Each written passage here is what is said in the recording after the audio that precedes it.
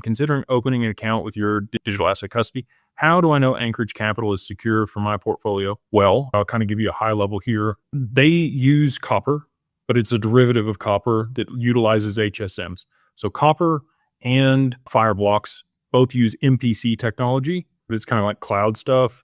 HSMs are hardware security modules. So these are actual physical infrastructure, and that's what you have to have in order to be FIPS compliant here in the US.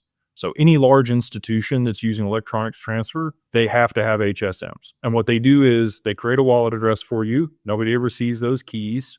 They're created through an algorithm. They're held on the back end. They are encrypted and then sharded. And then those shards are held across HSMs globally. When you want to execute a transaction on chain to send the assets somewhere else, they'll whitelist a wallet for you. So if you want to send it back to your cold storage wallet, that's the only place that you can send it. You'll ask to withdraw. We say, cool. It can take up to 24 hours to withdraw the assets. Again, friction. Sometimes it's good, sometimes it's bad. If there is somebody else that's trying to do that, we're able to catch it within that period of time. Oftentimes it will happen much faster than that, but that's their SLA is 24 hours. They're an OCC regulated federally chartered bank. And so it's super secure. There's some delays and frictions and timeframes.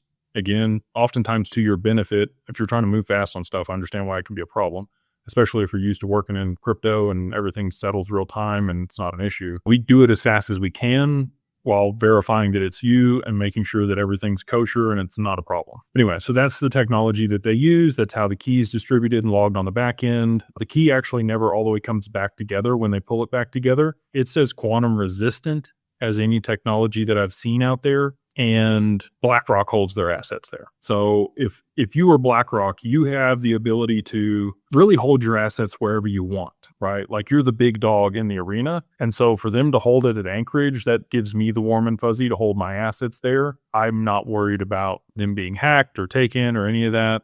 And also the account's insured up to $100 million by Lloyd's of London. They use Marsh as their broker. So if you want to go look all that stuff up, they've sent us the policies. We reviewed them.